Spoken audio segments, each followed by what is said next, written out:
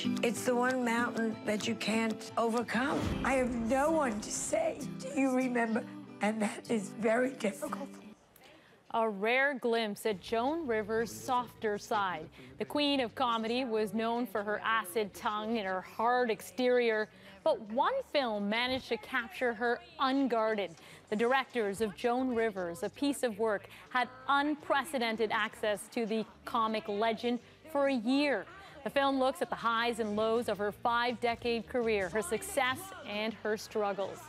Well, Ricki Stern is one of the directors and the writer of the film, and she joins us now from New York. Ricki, I want to thank you for taking the time to speak with us.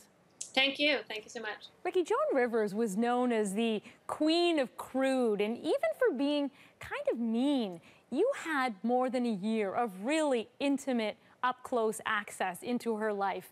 What surprised you most about how she was behind the scenes? Well, I think her reputation, for those who did not know her, was just what you said, you know, someone who is brash and critical of others. But in reality, and I knew this really well, my mother had been friends with her, and so she shared many funny stories. And when I got to meet Joan, immediately I really did feel this vulnerability and this warmth. And then after spending even a short while, but certainly the year, I really saw who she was. I mean, she was an incredibly generous, spirited person who loved her fans. And, you know, that harsh humor was really just her persona. And you know, inside or behind that, behind sort of that persona, the mask, she was this very open and honest person who took in, you know, stray dogs and invited people who didn't have a place to stay for Thanksgiving. And that's really what the true Joan was like. Yeah, it sounds like she actually had a very, although people say a hard exterior, a really soft heart. Ricki, you decided to leave out a lot of what Joan Rivers was kind of known for out of the documentary, those red carpets, fashion police, the shopping channel. Why did you decide to not go there? Well, the fashion police came after the film, so but specifically the red carpet and QVC, we did film the events with her because for me the film was really about Joan as a performer. Her love was performing. Her love was comedy and acting. In the year we filmed her, she had a one-woman show, and that's really what drove her. QVC, of course, you know, she had fun with, but it was really a business for her, and it brought in and paid the bills, brought in the money, paid the bills. And same thing, fashion, the red carpet was a way of sort of getting out there and keeping herself relevant and vital. But really what I think her heart and soul and her genius was in her comedy. Mm-hmm. You know, I read that she had always wanted to be an actress, and she talked about that in the documentary. What did you take from that conversation?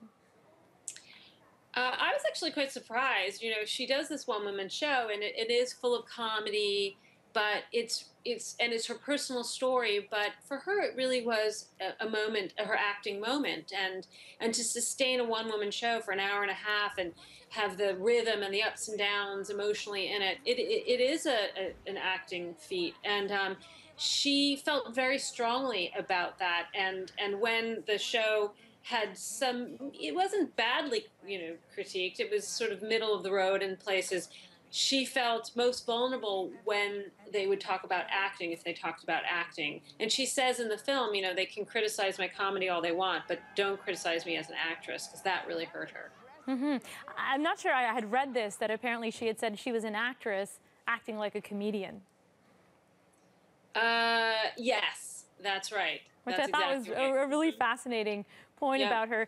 Ricki, in the film, we also see Joan Rivers struggling constantly to reinvent herself. When it came to work, she even said, "I will do anything." Do you think she was satisfied with how her career turned out?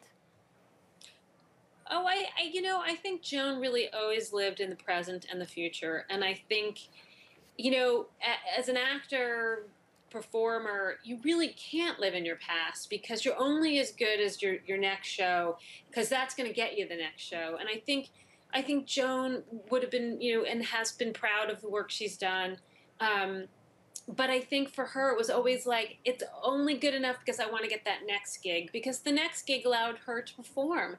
And really, you see it in the film, and if you spend time with her, she just loved performing. She loved her fans. She never, ever did not sign an autograph or take time to talk to a fan and really engage them in conversation, or take a scarf off her neck and give it to someone who said they admired it. She was incredibly, had so much love for her fans, because I think that's what fed herself, fed who she was.